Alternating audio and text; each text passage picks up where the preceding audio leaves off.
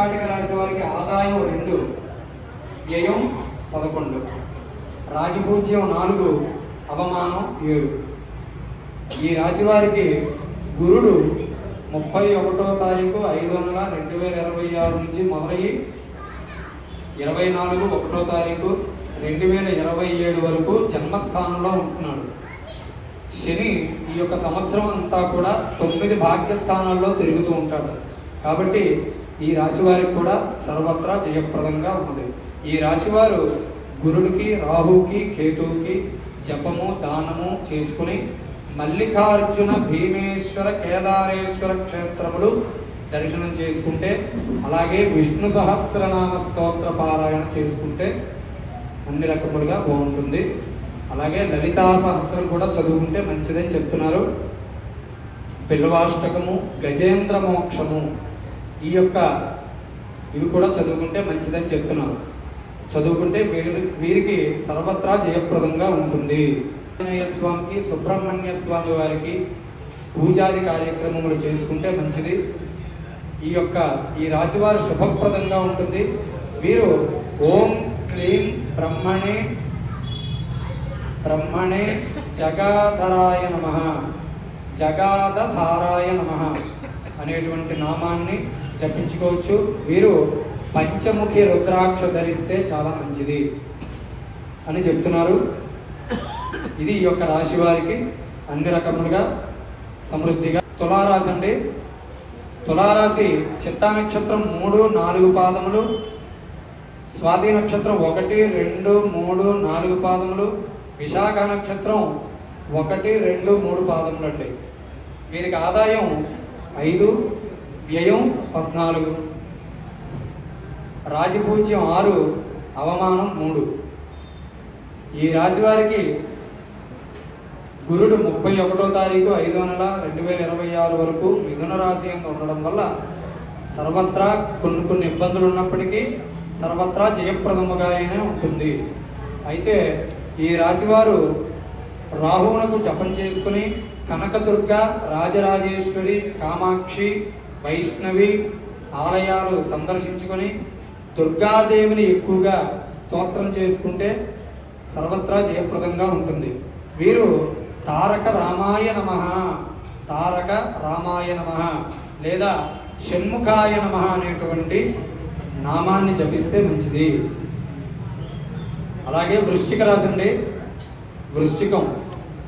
వృశ్చిక రాశి వారికి ఫలితం ఎలా ఉందంటే ఆదాయం 11, వ్యయం 5, రాజపూజ్యం 2, అవమానం 6, విశాఖ 4వ పాదం, అనురాధ 1, 2, 3, 4 పాదములు, జ్యేష్ఠ 1, 2, 3, 4 పాదములు వృశ్చిక రాశి.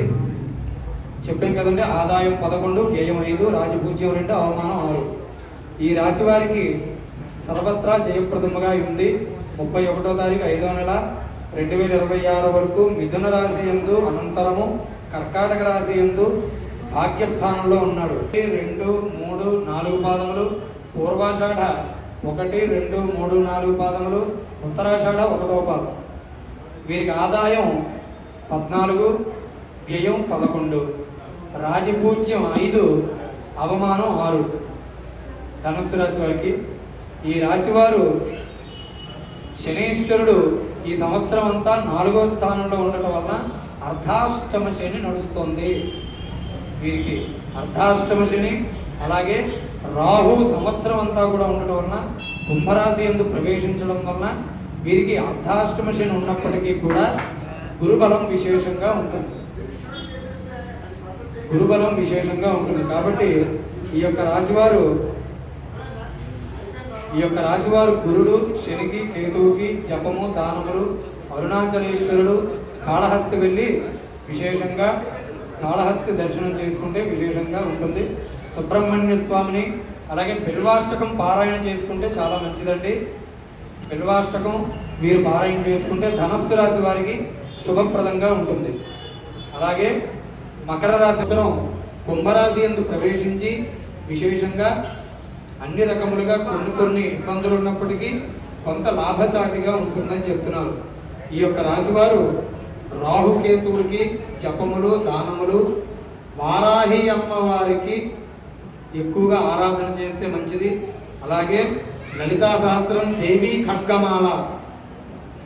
ఖడ్గమాల చదివినా విన్నా చాలా శుభప్రదంగా ఉంటుంది మకర రాశి వారికి. 4 పాదములు, శతభిష 1, 2, 3, 4 పాదాలు, పూర్వభాద్ర 1, 2, 3 పాదములు. కుంభరాశి వారికి ఆదాయం 2, వ్యయం 8, రాజపూజ్యం 4, అవమానం 2. వీరికి ఈ సంవత్సరం అద్భుతంగా ఉంది. ఈ రాశి వారికి గురుడు 31/5/2026 మిథున రాశి యందు ప్రవేశించినప్పటికీ కూడా వీరికి ఈ సంవత్సరం కేతు సంవత్సరాది లగాయతో సింహరాశి యందు ఉండి ఈ రాశి వారికి అకారణమైనటువంటి కలహములు, విశేషమైనటువంటి ఇబ్బందులు ఉన్నప్పటికీ కూడా ఈ యొక్క సంవత్సరం చివరిలో వీరికి అన్ని రకములుగా శుభప్రదంగా ఉంటుంది అని చెప్పారు. అయితే ఈ రాశివారు శనికి, గురుడికి, రాహుకి, కేతువుకి జపములు చేసుకుని తైలాభిషేకం చేసుకుని ఈశ్వరుడికి అభిషేకం, అయ్యప్ప స్వామి వారికి, రాఘవేంద్ర స్వామి వారికి ఆరాధన చేసుకుంటే మంచిది. అష్టలక్ష్మి స్తోత్రాన్ని పఠిస్తే చాలా మంచిది. కాబట్టి వీరు ఉపేంద్రాయ నమః, అచ్యుతాయ నమః అనేటువంటి విష్ణునామాన్ని జపించుకుంటే మంచిది. జపిస్తే వీరికి సర్వత్రా శుభప్రదంగా ఉంటుంది కుంభరాశి వారికి. అలాగే మీనరాశి పూర్వభాద్ర నక్షత్రం 4వ పాదం, ఉత్తరాభాద్ర నక్షత్రం 1, 2, 3, 4 పాదములు, రేవతి నక్షత్రం 1, 2, 3, 4 పాదాలు. వీరికి ఆదాయం 14, వ్యయం 11, రాజపూజ్యం 7, అవమానం 2. అద్భుతంగా ఉంది వీళ్ళకు కూడా. కాబట్టి కేతువు ఈ యొక్క సంవత్సరం లగాయతూ సింహరాశి యందు ఉంటాడు. ఈ యొక్క సంవత్సరం అంతా కూడా జన్మస్థానం 1లో ఉంటుంది. కాబట్టి ఈ రాశి వారికి సర్వత్రా జయప్రదంగా ఉంటుంది, మనల్ని రక్షిస్తూ ఉంటుంది. నిరంతరం మనం భగవంతుని ధ్యానం చేసుకున్నట్లయితే ఈశ్వరుడి యొక్క ఆధీనంలో ఈ యొక్క నవగ్రహాలు ఏమిటి, ఈ యొక్క నక్షత్రాలు ఏమిటి, ఇవన్నీ ఈశ్వరుడు ఆధీనంలో ఉంటాయి. మనం ఈశ్వరుని పట్టుకుంటే ఎవరు ఏం మాట్లాడలేరు. కాబట్టి రాష్ట్రపతి క్షమాభిక్ష పెట్టింది, గురుశిక్ష రద్దు చేసింది. ఈ మధ్యలో ఎప్పుడు మాట్లాడడానికి ఏముంది, ఎప్పుడు మాట్లాడడానికి ఏముండదు.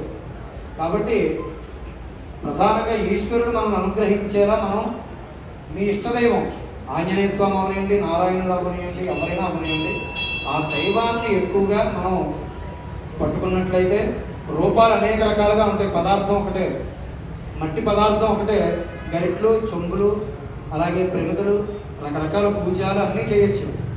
కానీ పదార్థం మట్టి. అలాగే భగవంతుడు ఒక్కడే, ఆయన యొక్క రూపాలు అనేక రకాలుగా ఉంటాయి. ఒక్కొక్క యుగంలో ఒక్కొక్కలాగా వస్తాడు.